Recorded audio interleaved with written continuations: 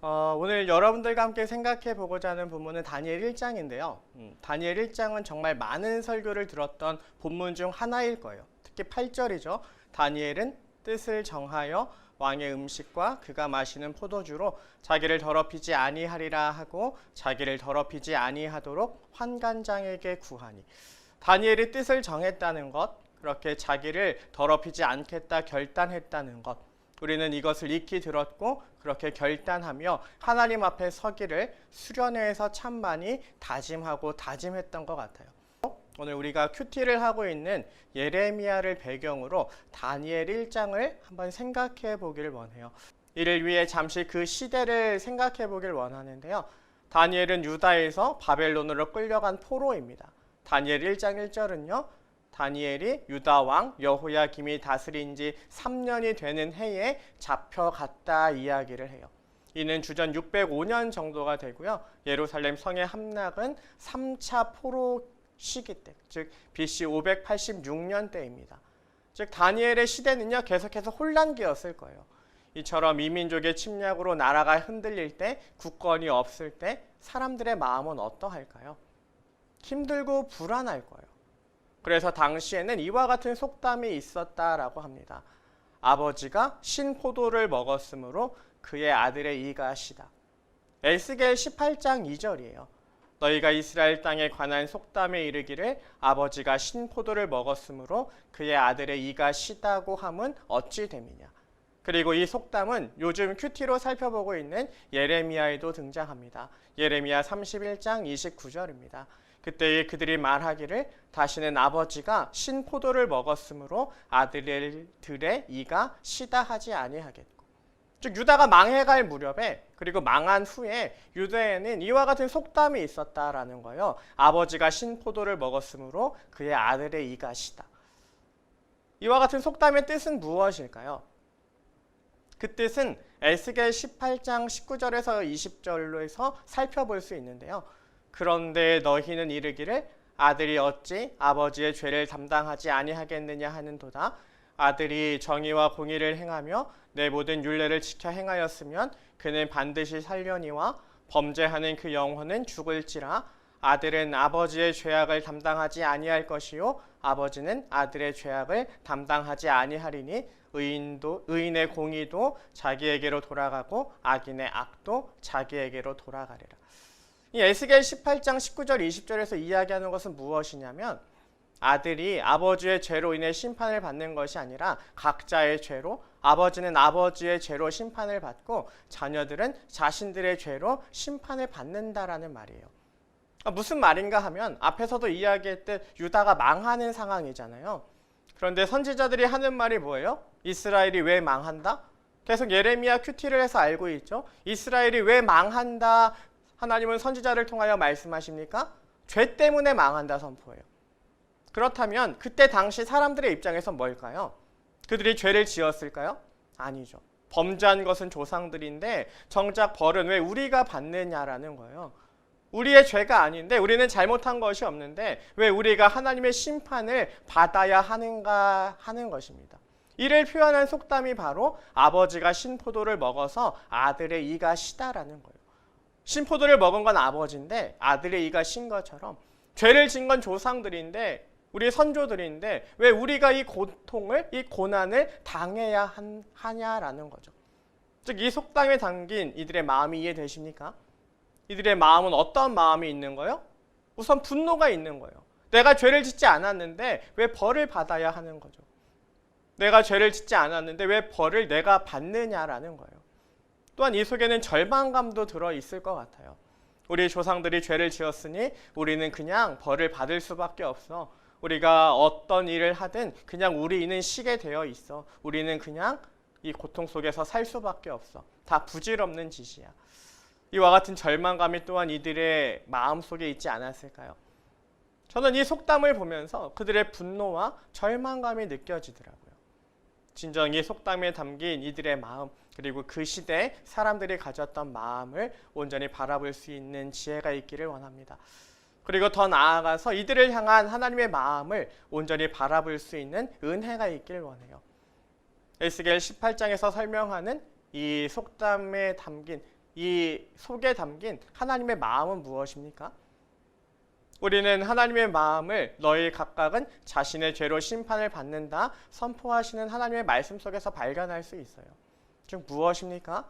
조상들의 죄 때문에 너희가 바벨론의 포로로 잡혀가는 것은 맞지만, 조상들의 죄 때문에 이와 같은 상황이 일어난 것은 맞지만, 조상들은 그들의 죄로 심판을 받을 것이고 너희는 지금 이 상황 속에서 너희가 행하는 행동으로 심판을 받는다라는 거예요.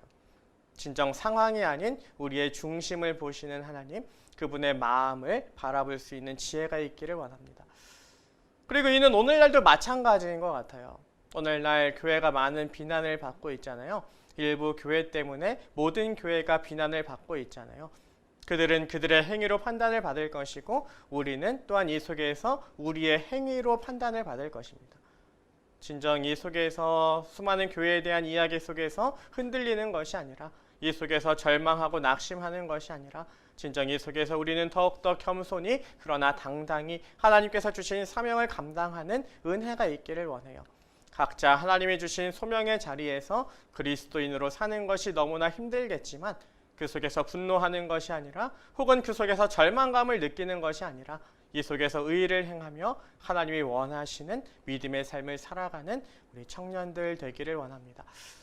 또한 저는 이 속담을 보면서 그런 생각이 들었어요. 왜 포도일까? 왜 포도를 이야기할까? 왜 포도를 이야기할까요? 저는 이들이 포도와 가까운 삶을 살고 있었기 때문이다 생각해요. 더 구체적으로 이야기한다면 이들이 포도주에 취해 있었기 때문이라 생각합니다. 나라가 망하기 직전인데 이들이 과연 맨정신으로 하루하루를 버틸 수 있었겠습니까? 나의 죄도 아니고 조상들의 죄 때문에 이와 같은 어려움을 겪는데 과연 맨정신으로 버틸 수 있을까요? 이런 분노와 절망감 속에서 늘 술과 친구 삼고 하루하루를 살지 않았을까요? 예를 든다면요, 예레미야 35장 1절에서 2절이에요. 유다의 요시야 왕의 아들 여호야김 때에 여호와께로부터 말씀이 예레미야에게 임하여 이르시되 너는 레갑 사람들의 집에 가서 그들에게 말하고 그들을 여호와의 집 한 방으로 데려다가 포도주를 마시게 하라 하시니라. 여러분들은 큐티로 이 본문을 볼 때 어떤 생각이 드셨어요? 좀 참 당황스러웠어요. 먼저 술을 권하는 사람은 누구입니까? 우리가 알고 있는 하나님의 선지자 예레미야예요. 또한 술을 권하는 장소는 어디예요? 여호와의 집, 즉 성전이에요. 여러분들 성전에서 술을 권하는 선지자 쉽게 이해되는 상황입니까? 오늘날로 말한다면 이런 거예요. 교회에서 목사가 술을 권해요. 목사님이 교회에 불러서 술 한잔 하자 해요. 그리고 성전에서 술을 마셔요. 뭔가 많이 이상하잖아요. 예레미야가 이와 같이 행하는 이유가 뭘까요? 그때 당시 상황이 그런 거죠. 그래서 송병헌 교수님은요, 예레미야 35장의 배경을 1차 포로 시기 혹은 2차 포로 시기일 것이다 추측합니다. 달리 말하면 그 시대가 술을 부르는 시대라는 거예요. 그렇게 예레미야가 포도주를 권할 수밖에 없는, 모든 나라 사람들이 그와 같은 생각을 가지고 살 수밖에 없는 시대다라고 이야기를 합니다. 그렇게 예레미야는요, 포도주를 바벨론과 연결시켜서 이야기해요. 더 엄밀히 말한다면 술 때문에 하나님의 심판을 받게 된다, 그와 같이 이야기까지 합니다. 예레미야 25장 15절에서 16절인데요. 이스라엘의 하나님 여호와께서 이같이 내게 이르시되 너는 내 손에서 이 진노의 술잔을 받아가지고 내가 너를 보내는 바 그 모든 나라로 하여금 마시게 하라. 그들이 마시고 비틀거리며 미친 듯이 행동하리니 이는 내가 그들 중에 칼을 보냈기 때문이니라 하시기로. 이에 대하여 트럼프 롱맨 3세는요, UBC 주석에서 이런 말을 해요. 구체적으로 하나님은 진노의 포도주가 가득한 잔을 받고 17절에서 26절에 나열된 나라들로 하여금 그 잔을 마시게 하라고 말씀하신다. 이 잔은 그들을 비틀거리게 하고 미치게 만들 것이기 때문에 그 결과는 참담할 것이다. 어떤 사람은 하나님의 진노의 잔이 죽음에 이르게 하기 때문에 독의 일종이라고 믿는다. 하지만 이 잔이 그들을 무력한 상태에 빠뜨려 자기들을 치러오는 칼에 저항하지 못하게 만드는 극도의 만취 상태를 유도한다고 보는 편이 더 낫다. 이 음료가 하나님의 진노의 포도주라고 표현되는 것을 볼 때 분명히 본문은 여기에 해당한다. 그러니까 무슨 말이냐면 술에 취해 비틀거리는 자들이 늘어날 거라는 거예요. 술을 취해 비틀거려서 칼이 날라오는데 그 칼을 못 피하게 될 거라는 거예요. 그렇게 진노의 포도주에 취해 진멸당하게 될 거라는 거죠. 이것이 예레미야 25장에 나오는 예레미야가 이야기하는 포도주에 대한 내용이고요. 또한 예레미야 51장 7절에도 이와 같은 내용이 등장해요. 바벨론은 여호와의 손에 잡혀 있어 온 세계가 취하게 하는 금잔이라. 온 민족이 그 포도주를 마심으로 미쳤도다. 무슨 말이에요? 유다를 포함한 열방이 바벨론에 의해 포도주를 마심으로 망하게 될 거라는 거예요. 그 포도주를 마심으로 미치게 되고 바벨론으로 인하여 망하게 될 거라는 거예요. 이것이 예레미야에 나오는 바벨론에 의해 술을 권하는 시대의 모습과 그 술을 마신 것에 대한 결론에 대한 하나님의 선포입니다. 그렇게 25장과 51장에는 이 술로 인해 너희가 어떻게 될 건지 계속해서 이야기하시는 하나님의 마음이 나와요. 그렇게 바벨론의 포도주를 이야기하는 그것에 취해 비틀거리며 망하게 될 이 사람들을 이야기합니다. 그런데요, 그 사이에 아주 주옥 같은 사람들이 나와요. 그들이 누구입니까? 바로 오늘 목사님께서 설교하셨던 레갑 사람들이에요. 레갑 사람 요나단의 자손들입니다. 앞서 살펴본 성전에서 예레미야가 술을 권한 사람이 바로 이 레갑 자손들인데요. 그들은 이와 같은 제안을 포도주를 마시라는 제안에 대하여 어떻게 행합니까? 좀 더 길게 읽어볼게요. 예레미야 35장 5절에서 10절입니다. 내가 레갑 사람들의 후손들 앞에 포도주가 가득한 종지와 술잔을 놓고 마시라 권하매 그들이 이르되 우리는 포도주를 마시지 아니하겠노라. 레갑의 아들 우리 선조 요나답이 우리에게 명령하여 이르기를 너희와 너희 자손은 영원히 포도주를 마시지 말며 너희가 집도 짓지 말며 파종도 하지 말며 포도원을 소유하지도 말고 너희는 평생 동안 장막에 살아라. 그리하면 너희가 머물러 사는 땅에서 너희 생명이 길리라 하였으므로 우리가 레갑의 아들 우리 선조 요나답이 우리에게 명령한 모든 말을 순종하여 우리와 우리 아내와 자녀가 평생 동안 포도주를 마시지 아니하며 살 집도 짓지 아니하며 포도원이나 밭이나 종자도 가지지 아니하고 장막에 살면서 우리 선조 요나답이 우리에게 명령한 대로 다 지켜 행하였노라. 레갑 사람들은 성전에서 포도주를 권하는 예레미야에게 무엇을 이야기해요? 마실 수 없다 이야기해요. 마실 수 없는 이유는 무엇입니까? 그들의 조상 때문입니다. 그의 조상 요나답이 너희는 포도주를 마시지 말고 살 집도 짓지 말고 포도원이나 밭이나 종자도 가지지 말고 장막에 살아라 명했기 때문이에요. 그렇다면 요나답이 이런 말도 안 되는 명령을 내린 이유는 무엇입니까? 계속해서 알아야 될 성경 지식이 늘어나는데 그래도 잘 따라오리라 믿습니다. 아무튼 이처럼 말도 안 되는 명령을 내린 요나답은 누구며 왜 이와 같은 말도 안 되는 명령을 내린 이유는 무엇일까요? 이 요나답은요, 열왕기하 10장 15절에서 23절에 나오는 여호나답과 같은 인물입니다. 번역의 차이로 이름이 다르다 보시면 돼요. 아무튼 이 요나답은요, 열왕기하에 나오는 여호나답과 같은 인물인데요. 열왕기하 10장을 보면 여호나답은 예후의 병거에 오릅니다. 그리고 이 예후는요, 북이스라엘의 악한 왕으로 알려진 아합을 죽이고 왕이 된 인물이에요. 그때 이 둘이 나온 대화는요, 이 둘이 나눈 대화는 참으로 멋있는데 열왕기하 10장 15절을 보면 예후는 여호나답에게 내 마음이 내 마음을 향하여 진실함과 같이 내 마음도 진실하냐 묻습니다. 내가 이와 같이 행동하는 게 왕에게 대적하여 반역을 꾀하는 게 내 진심이냐라고 물어요. 그리고 여호나답은 그러하다 대답합니다. 그렇게 그 둘은 함께 병거를 탄 후에 예후는 외쳐요. 여호와를 위한 나의 열심을 보라. 그리고 아합에게 속한 자를 다 죽입니다. 즉 요나답은 누구입니까? 북이스라엘 예후와 함께 예후 왕조를 세운 개국 공신이에요. 여기서 한번 생각해 봅시다. 여러분들이 왕을 도와서 쿠데타를 일으켰고 성공한 그와 같은 장군이에요. 여러분들이 반역에 성공한 후에 여러분들은 왕에게 무엇을 구할 것 같으십니까? 땅을 구할까요? 아니면 관직을 구할까요?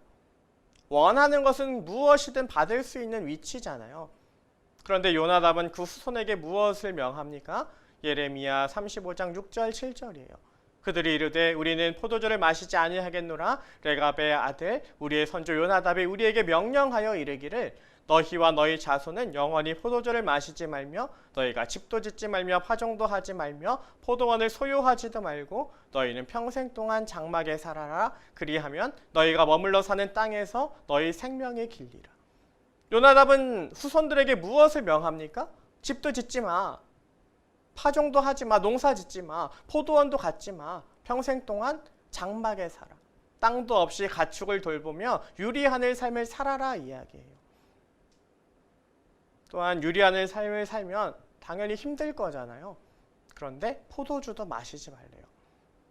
여러분들 개국공신이 이처럼 이야기하는 이유가 뭘까요? 난 그런 생각이 들었어요. 예후가 아합에게 속한 자를 죽일 때 한 말처럼 여호와를 위한 나의 열심을 보라 말한 것처럼 하나님을 향한 열심 때문은 아닐까? 그렇지 않을까요? 개국공신이 되어 예후에게 붙은 것이 오해를 살 수도 있잖아요. 이 속에서 무엇인가를 바라해서 하나님의 이름을 들먹거리며 아합을 죽인 거야. 그와 같은 오해를 받을 수 있잖아요. 즉 이 속에서 그의 마음이 진심임을 보이기 위해서는, 이것이 하나님을 향한 열심임을 보이기 위해서는 세상을 향한 욕심을 내려놔야 하지 않을까요? 그래서 요나답은 이 속에서 절제했던 것 아닐까요? 진정 이 속에 담긴 요나답의 마음을 온전히 바라볼 수 있는 지혜가 있기를 원합니다. 내가 가진 하나님을 향한 열심이 오해받을 수 있기에 조심하는 모습, 그 마음이 무엇인지 온전히 바라볼 수 있는 지혜가 있기를 원해요. 그리고 우리 또한 절제하며 조심하며 하나님의 일을 행하는 자들 되기를 원합니다. 요즘 시대가 딱 그와 같은 시대인 것 같아요. 하나님을 향한 나의 열심, 그냥 무턱대고 와서 예배 드리는 게 열심이 아니라 이 속에서 하나님의 영광을 위하여 내가 절제하는 것, 이 속에서 하나님께서 원하시는 것이 무엇인지 고민하며 그와 같은 행동을 하지 않는 것. 과연 하나님께서 원하시는 나를 향한 열심, 그 열심을 오해받지 않도록 표현하는 법을 배우고 또한 그와 같은 것을 연습하는 그와 같은 마음들이 진정 우리 가운데 있기를 원합니다. 오늘날 그와 같은 행동을 하지 못하여 좀 마음을 아프게 하는 많은 자들이 있잖아요. 정말 그 속에서 과연 하나님께서 원하시는 모습이 또한 무엇인지 많이 고민하고 생각하고, 또한 그 속에서 진정 하나님께서 원하시는 삶을 살아가는 자들 되기를 원해요. 요나답이 예후와 함께 나라를 세웠으면서도 절제하며 살았던 이유가 무엇인지 온전히 깨닫고 이에 합당한 삶을 살아가는 자들 되기를 원합니다. 그리고 이 속에서 이제 생각해 봅시다. 다시 앞의 내용을 되짚어 본다면 예레미야는요, 바벨론이 주는 포도주에 취해 비틀거리며 그들의 칼에 죽는 사람이 있다 이야기해요. 그런데 이처럼 바벨론의 포도주, 술을 이야기하는 25장과 51장 사이에 누가 나와요? 포도주를 마시지 않으며 하나님 앞에 영원히 서게 될 것이다 라고 칭찬을 받는 레갑의 후손들이 나오죠. 즉 무엇입니까? 예레미야는 포도주 이미지를 통해 무엇을 이야기하고 있는 거예요? 포도주에 취해 비틀거리는 자와, 바벨론은 주는 공포와 절망으로 포도주에 취해 비틀거리는 자와, 그럼에도 불구하고 하나님을 바라보며 포도주를 마시지 아니하고 하나님을 향한 열심으로 살아가는 자들을 등장시키는 거죠. 술에 취해 죽을 수밖에 없는 삶을 살아가는 수많은 사람들과, 그럼에도 불구하고 그 술을 마시지 아니하며 성전에서 권했던 술, 선지자가 권했던 술조차 마시지 아니하며 그 시대를 살아갔던 사람들이 있는 거예요. 예레미야는 이와 같은 포도주에 대한 대조적인 모습을 보이고 있어요. 그리고 다니엘 또한 이를 알았을 거예요. 계속해서 다니엘을 살펴보면 알겠지만 다니엘 9장을 보면요, 그는 예레미야의 글을 읽었음을 우리가 알 수 있고요. 또한 예레미야를 보면 예레미야 또한 바벨론에 있는 사람들에게 편지를 쓰기도 합니다. 이를 통해 볼 때 우리는 바벨론 왕이 주는 술을 금하는 다니엘의 마음이 또한 무엇에 있는지, 그 마음에 무엇이 있는지를 알 수 있는 거죠. 이를 통해 자신을 더럽히지 않겠다 결단했던 그 중심에 또한 무엇이 있는지가 보이는 거예요. 즉 다니엘이 포도주를 금한 이유는 무엇입니까? 바벨론이 주는 부에 또한 두려움에 굴복하지 않겠다 결단한 거예요. 레갑 자손들처럼 그와 같이 내 중심을 지키겠다, 하나님을 향한 나의 열심을 지키겠다 다짐한 거죠. 바벨론 앞에서도 두려워하지 않으며 또한 자포자기하지 않으며 레갑 자손들처럼 하나님 앞에서 온전한 삶을 살겠다 결단하는 것입니다. 레갑 자손들은 집도 짓지 않고 목축을 하며 자신들이 온전한 삶을 살기 위해 결단했다면 다니엘은 바벨론 왕궁에서 이와 같은 결단을 내리고 있는 거예요. 저는 이를 보면서 그런 생각이 들더라고요. 집을 짓고 살든지 그렇지 않은지 문제가 아니라 바벨론에 있든지 예루살렘에 있든지가 문제가 아니라 마음의 중심이 문제다. 어려움 속에서 공포와 절망 속에서 하나님을 향한 이 마음을 잃어버리느냐 끝까지 유지하느냐 이것이 문제다. 그렇지 않습니까? 다니엘처럼 왕궁에 살든 에스겔처럼 그발 강가에서 공동체를 이루며 살든 예레미야처럼 예루살렘에 다시 남아서 살든 위치와 장소는 그게 상관이 없는 것 같아요. 그 마음이 무너지지 않는다면, 그 마음이 계속해서 하나님을 향한다면 되는 거죠.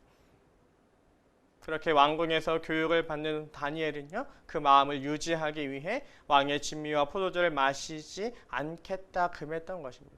그렇게 채식을 하며 힘든 고난 속에서 내가 왜 이와 같이 살아가고 있는지를 늘 고민하고 하나님의 뜻대로 살기 위해 자신의 다짐을 점검하고 또 점검하는 거예요.